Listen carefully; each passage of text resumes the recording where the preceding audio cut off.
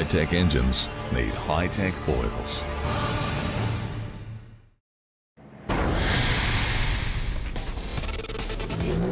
It's the final round of the Hi-Tec Oils Australian Swift Racing Series. Two brothers joined the series this year. One of them is Scott Gore. We wanted to find out what brought him to this Grade 1 Mate Championship. Well, my brother Mike and I, for the last several years, have been really interested in actually getting involved in the motorsport category, and the Swifts are such an affordable option because I'm a little bit older than Mike and also a little bit more portly, so whenever I finish in front of him, I get to give him a bit of a ribbing over it, let me just tell you. He actually had an injury from the last round. He did something to his hip, and he wasn't able to actually really get up around and walk for 2 weeks afterwards, and yesterday just put it out again. So yeah, he's sitting out today, and we've given that car over to Damian McMaster for the day. Wakefield Park about a month ago with the Shannon's Nationals was our first round. Actually, it was quite surreal. Driving down from Sydney, an hour and a half out, it started to snow. There was a huge snowstorm, and we turned up at the track and it was incredibly wet, and we had no idea, but over the weekend the sun came out and it was really fantastic racing, so we had an absolute blast.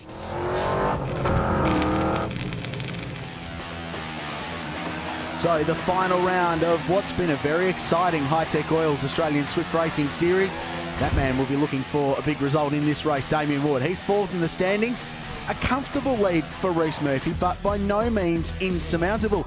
Allan Jarvis looking to make it 2 championships from 2 attempts. This was race 2 a little bit earlier on in the day, and boy, it was a beauty. There was all sorts of stuff going on.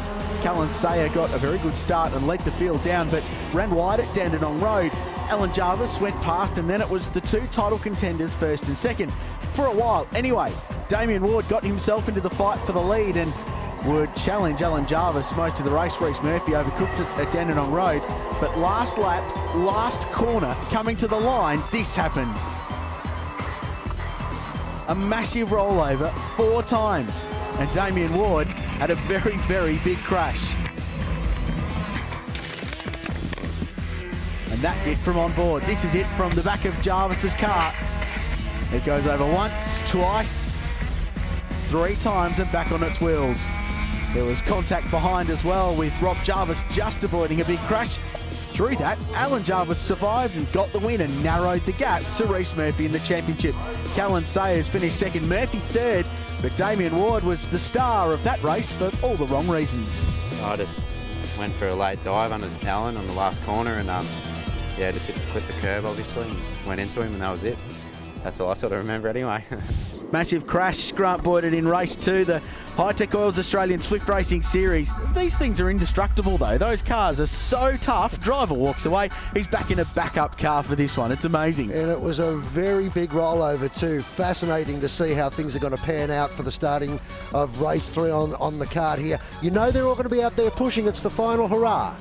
There is literally nothing between Allan Jarvis and Reece Murphy in this championship, so it's going to go right down to the wire. Jarvis a couple of places further up the order. There's Reece Murphy. He's the 62 car. Watch for him to make moves. He's already making one down the inside as they run to turn 1 here at Sandown. A compact field, yes, but there is so much on the line, and Allan Jarvis, Grant Boyden, looking to do the unbelievable and come back from quite a margin to try and win back-to-back crowns. But Murphy at the moment is in the championship position. Yeah, he's sitting right back there in second spot, and he's a man on a mission. All he needs to do is maintain a good track presence, and he's got this one wrapped up. And right at the moment, there's quite a few drivers that are all caught up in this battle.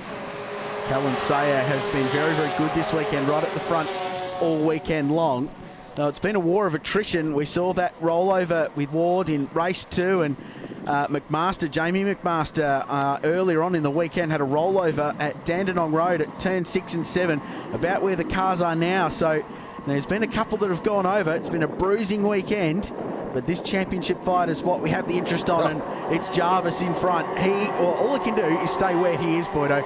It's up to Reece Murphy now as to how the rest of this championship plays out and whether he wins it or whether he loses it. Interesting body language on Jarvis's car, though. He took a whole heap of ripple strip there and got very loose. He's got a gap between first and second. He doesn't need to be doing stuff like that. Just gives you an idea of the pressure he's under behind the wheel of that beast. And Rob Jarvis just in behind Reece Murphy. Family team orders, do you think, between those two? You're working on a McLaren or a Ferrari type race tactic, are you? Look at this. Murphy placing a challenge on Jarvis now as they come down towards turn 1. Yeah, and Sayer going down the inside of Rob Jarvis, father of Allan. So good pass, turn 1. Lots of overtaking in these cars, as we've seen. Maybe he's been employed by Murphy to ride rear gun for him. So team order, so it's McLaren v Ferrari at the front with a bit of Red Bull thrown in as well. We'll get these conspiracy theories happening, don't worry. Yeah, we'll try. Maybe next season we can get some stuff going right from round 1. So good move for Sayer. He moves up into the podium position, into 3rd place. And it's great to see Damian Ward back out there in a borrowed car. That's the great thing about these Swift Series cars. You trash one in one race, you can just jump into another one straight away, and it's identical to what you've already been driving, so there's no need to adapt. You're on board with Jarvis, looking back at his major rival, Murphy. Very good under brakes down into Dandenong. Closes right up, tries for a switch. Looks like he's going to get half a run, but he's going to be on the wrong side of the track come the right-hander. Yeah, unless he can wrap him up before they get to the point where they turn in, but these cars are so even, but if he can stay there, he's on the inside line for turn 12, and he gets it done. A little bit of a bump. Championship stuff here. The way they run, Reece Murphy wins it. That's an old karting trick. What you do is you get across the right on the apex of the turn, just dab the brakes so you've got a little bit more stability out of the car, forcing the driver behind you to jump out of the gas. Yellow flag, so no overtaking for Jarvis coming down to turn 1 this time. Not too sure what the yellow flags would be for. So all 6 cars. That's why. That would be why. Debris. So debris on the exit of the first corner. Hopefully they can get that cleared. Minute 20 odd lap, a little bit more for these cars, so there'll be time for a brave marshal to run out, grab that, try not to fall over and drag it out of the way, and we can go back to racing, because turn 1, Boydo, is an absolutely key overtaking point. Speak of the devil, there we go.